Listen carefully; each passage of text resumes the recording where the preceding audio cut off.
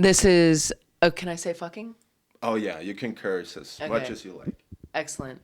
This is Amanda fucking Palmer, and you are watching MULATSCHAG, the only TV show you will ever fucking need. Living statue.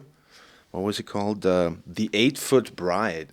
That's true. Where have you done that? And what were your experiences then? That was my job pretty much exclusively for about 5 or 6 years. I mean, never exclusively because it was seasonal and I traveled. But I mostly worked in Boston, outside in Harvard Square.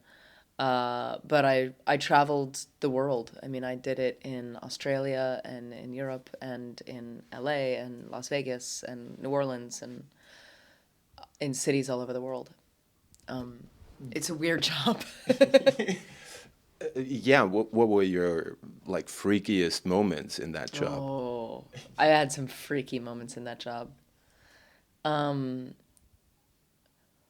One of the freakiest things that ever happened to me. I mean, I could write a book about the fucked up things that happened to me. Like I had a can that people put money in, and I got some really interesting things in the can. I could write a book just about that. The things people left, the notes, from the most wonderful, beautiful poetry to like drugs, and all this random shit in between. I know you want to jump around, but try to contain yourself. We're now in a real nice hotel room, but you sometimes ask fans for, some crash space. You know why we're in this hotel room? Uh, Because of you.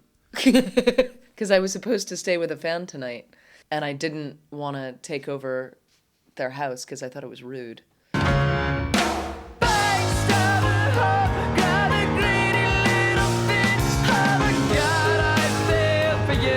You gonna get married to a gay man? I'm sorry, I had to. The whole thing is he's not a gay man because he's getting married. It's proof. Yeah, but, how does that feel? I mean, getting married now. Oh, I don't know. I have Does to. it freak you out from time to time? Yeah. Yeah, totally. I'm not a marrying type. I don't like marriage. I like this one. But I don't know. I'm a life improviser in general, and I have made a lot of random decisions in my life, but this one takes the cake. I mean, this one's huge. But it's not random at all. I will never, How did your closest friends react? Did they say, come on, Yeah. you're kidding me? Yeah, there was some. Well, it's interesting. They were all. The reaction was very similar. They weren't surprised at all, but they couldn't believe it. Do you know what I mean? Because when people see me with Neil, they're just like, oh yeah, of course. Like it makes total sense. We're almost the same person, in some ways, though we're very different. And the relationship is the easiest one I've ever been in, and that's a lot.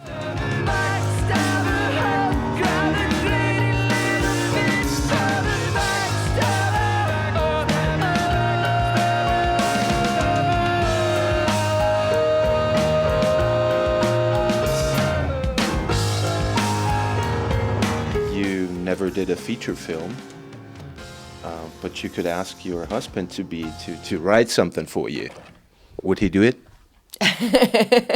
Well, he just did a movie for UK television that he wrote. It's a stretch to say he wrote it for me, but he wrote it inspired by the idea of a living statue collector, and he put me in it.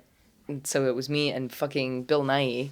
All of a sudden, I found myself in a short little movie that wound up on TV, but. That's certainly not my passion. It's not my passion to like break into Hollywood and be a big actress. Making movies is hard work, and it's not very fun. And it's actually really boring. I mean, there's a lot of bullshit and sitting around, and the actual art making part is so small compared to all the rest of it. that it's not something I'm like, like, you know, begging to do all the time. You know, if the right awesome thing came along, I would do it. I'd love to do it. And you know, acting is fun. But I like the stage. You know, I love live theater. I like audiences. I like shit happening right then and there. I don't like the idea that you do shit and then maybe 3 years later it winds up on a screen in front of God knows, you know, who, if it even happens. You could be dead by then, and I they're could still be dead by watching. then, or the, you know, or the production company folds and the movie never comes out. I mean, there's so many X factors in film. It's a really tough business. So, you know, it's not high on my list of things to do in the next couple of years. MULATSCHAG!